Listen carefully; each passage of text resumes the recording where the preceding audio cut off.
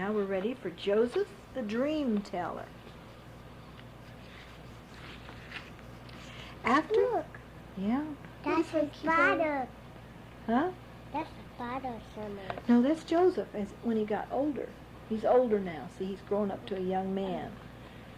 After Joseph's brothers had sold him to some traveling merchants, he was taken from Canaan to Egypt.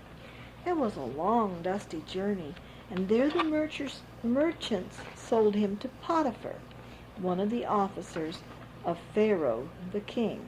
Turn. Joseph was clever, and everything he was given to do went well. When Potiphar saw this, he made Joseph the overseer in his house. That'd be kind of like the boss. Is that a boy? Yeah. Right? Oh. Joseph looked after everything that Potiphar had. Oh, Potiphar trusted Joseph with all his possessions. Everything he had. Turn.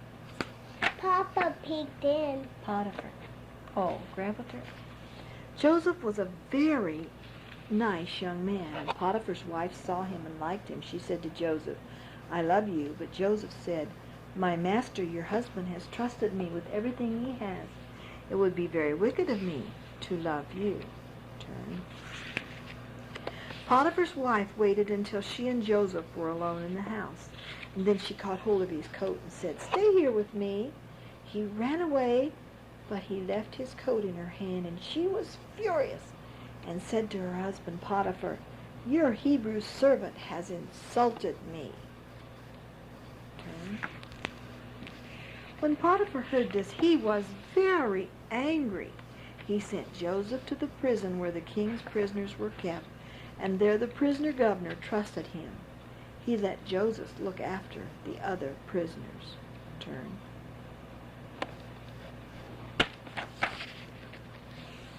Soon after this, Pharaoh the king was angry with his chief butler, that was another servant, and his chief baker. They were both sent to prison, where Joseph looked after them. One night each of them dreamed a dream, and the next morning they were both sad. Turn. Joseph asked them, "Why are you so sad?" Then he told them their dreams. The butler said, "I dreamed I saw a vine with 3 branches.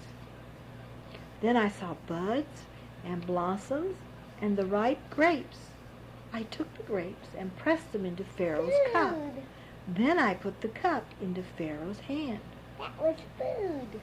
Then Joseph said, "The 3 branches are 3 days. 3 days from now, Pharaoh will take you back into his palace, and you will hand him his cup of wine just as you used to. And when this happens, remember that I'm here in prison. Please try to get me out, for I've done nothing wrong." Turn. Next, the baker told Joseph his dream.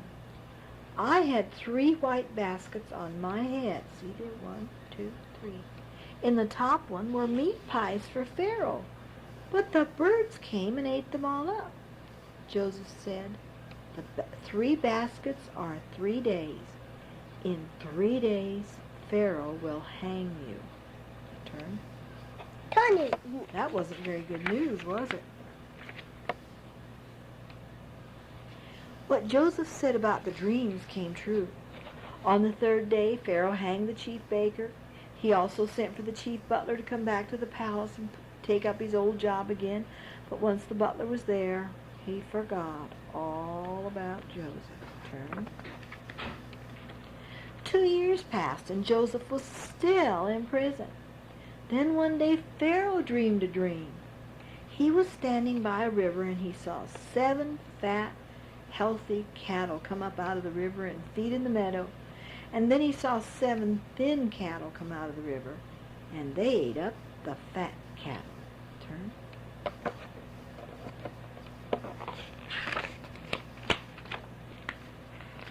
Pharaoh slept, and he dreamed again, and he saw 7 good, plump ears of corn on one stalk. Then 7 thin, miserable ears of corn that had been blasted by the east wind came and ate the fat ears.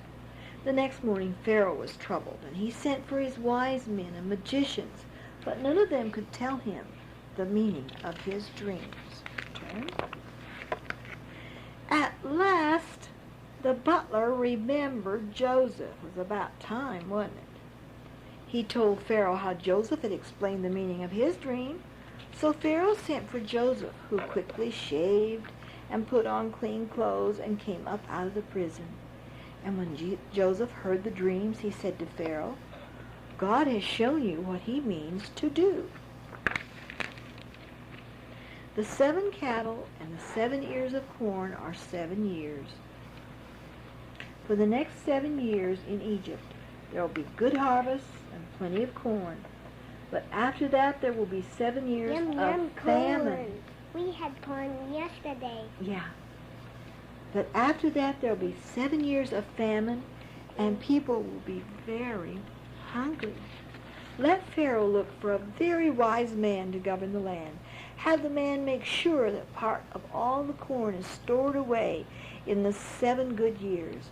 Then there will be enough food for the people to eat when the 7 years of famine come. Turn.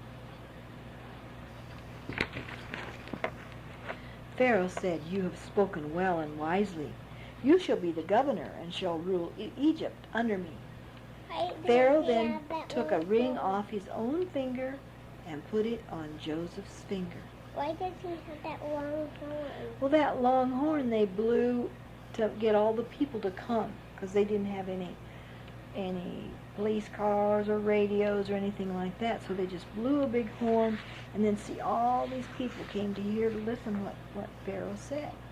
And he said, Joseph, he's going to make Joseph the Lord. He gave Joseph gold chain and fine linen to wear, that's clothes. And for the next 7 years, Joseph went around the country gathering up more corn than he could count to save for the time of the famine when they wouldn't have any food. And that's the end of that one.